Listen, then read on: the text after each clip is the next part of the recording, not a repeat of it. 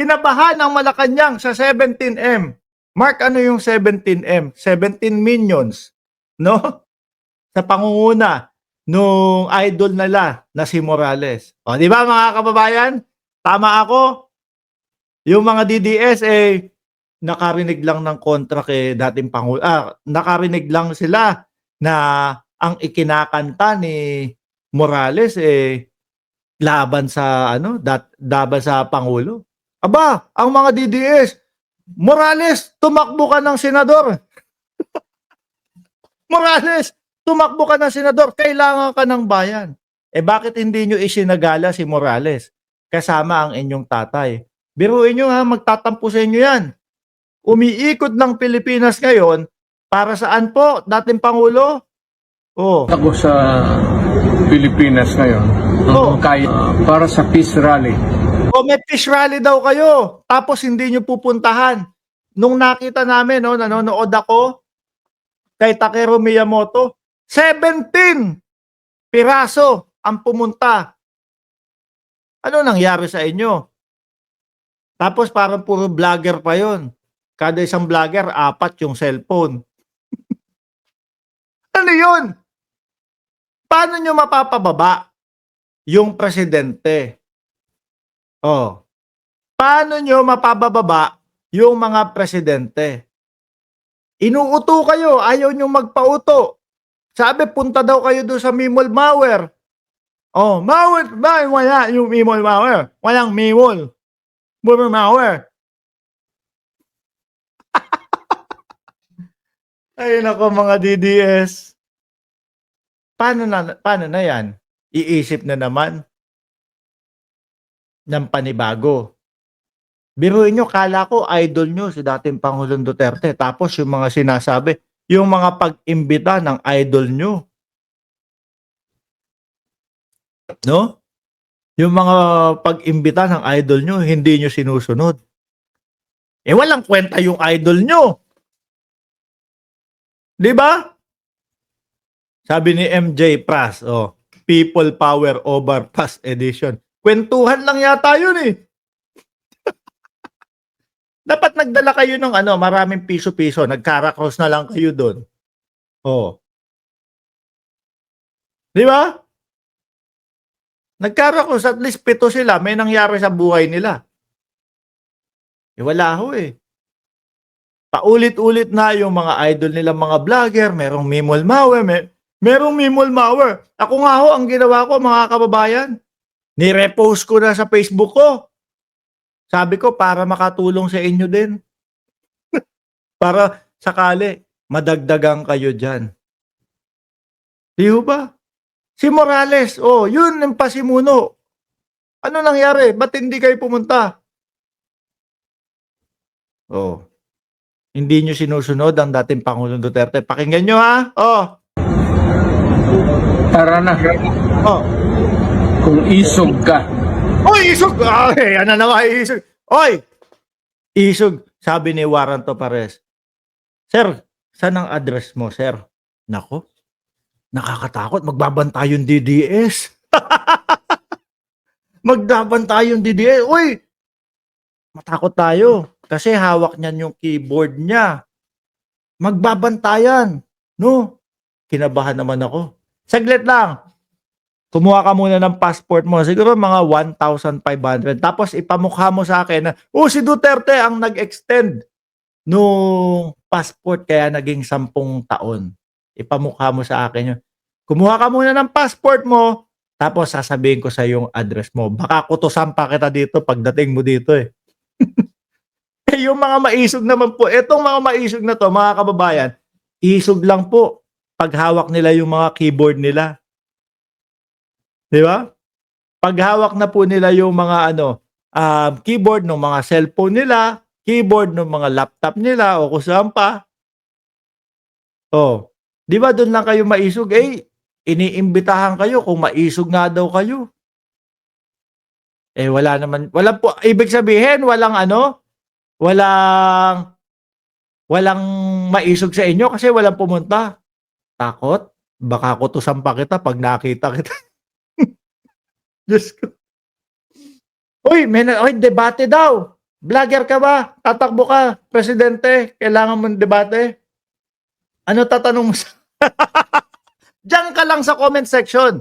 Hindi ka kilala, bata. No? Diyan ka lang sa comment section. Oh, hanggang diyan ka lang. Ibigay mo nga. Cayman Island, dali ka dito, pumunta ka dito, Diyos ko Lord. Tara na, punta na. Oh, wala. Diyos ko, mga DDS nagwawala. Totoo naman yung sinasabi ko, walang pumunta sa inyong rally.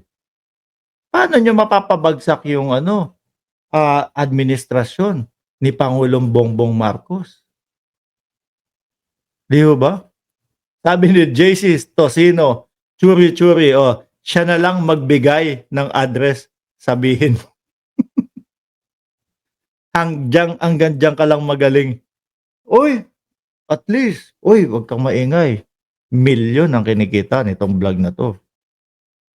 Ikaw, kahit magbilad ka sa araw, no?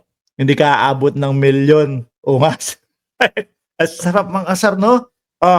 Paano yan? Tuloy natin si dating Pangulong Duterte. Mga engineer.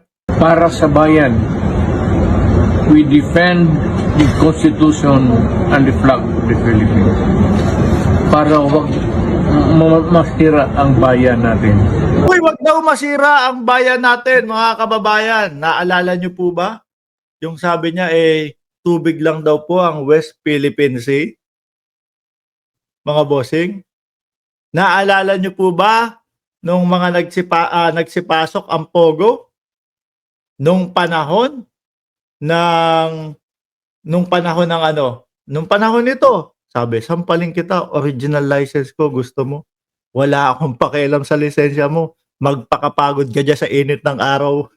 Ako, ganito lang. Paupo-upo, pakape-kape. Tapos, diyan kayo sa comment section, inaasar ko kayo. Tapos, ayun. Diba, simple ang buhay. Ikaw, bilad ka dyan sa araw. Kahit na tanungin mo ako, gusto mo, Mark, maging engineer ka, hindi ko tatanggapin. Mas masarap dito, ganito lang. 1 hour, magsasalita ako, tapos na. Uy, sabi, hindi daw ano ang sinira ko? Wala naman talagang taong pumunta doon sa ano nyo. Diyan sa... Wala naman pumunta diyan. Sa people power nyo, saan ang sira dyan? Di ba? Walang paninira doon. 17 na minions ang pumunta. Yun ang totoo. Paano ba yan, mga kababayan? No? Masyado nang tumatapang yung mga DDS dyan sa comment section. Ay, nako. Bukas ulit, mamayang gabi ulit naka-live ako. Punta ulit kayo. Tingnan nyo mas madaming pumupunta doon sa live ko na mga DDS kesa doon. Diyos ko Lord! Bakit ganon? Mas madami pa kayong nandito sa live ko, no? Kesa doon sa pumunta doon sa Mimol Mawer. Baka nga entrance exam lang. Wala ka na. Hindi ko kailangan, engineer. Engineer ka? Hindi ako sanay ng may amo ako No? Tanong mo diyan sa comment section. Kung saan nanggagaling yung kinikita ko din. Hindi ako sanay nung inuutusan Hindi ako sanay nung engineer, pakiutusan mo nga yung mga tao mo. Hindi. No? Baliktad, boss. Itanong mo diyan sa comment section. Ako ang nag-uutos. Okay? End live na. Hindi, wala nang katuturan. Mga asar na lang ako dito. Wala na masyado. Di ba? Sabi ni Ram J. Negros, Daddy Mark, shoutout sa'yo. Magkano kaya ang bigayan dyan kila Inhinyero? Hindi mo alam? No? Anyway, mga bossing, importante, oy, mga DDS, baka naman pwede uminom kayo ng tubig. Baka mamaya naman, mategi kayo dyan sa lugar ninyo. Masakit na ba? Hindi, actually, kapag tinanggalan ko pa to, pag tinanggalan ko pa lang to, mga kababayan, lalong kikita ng ano to, lalong kikita ng dollars to. Pinuputol ko na, kasi wala na katuturan, nakikipag-asaran na lang ako. O, di ba? Engineer, kaya, kaya. Tsaka parang, nandun na lang sa DDS yung attention ko. Kaya kailangan na putulin, di ba? Pero anyway, wag mong i-underestimate si Mark Ramos, sabi ni Evangeline Linsangat. Engineer, matulog ka na maaga, bukas uutusan ka pa ng amo mo. Okay? Hindi, walang trigger dito. Kayo. Engineer, matulog ka na bukas matulog ka na ng maaga. Bukas uutusan ka pa ng amo mo. Okay? Paalam na ha. Huwag kalimutan uminom ng tubig.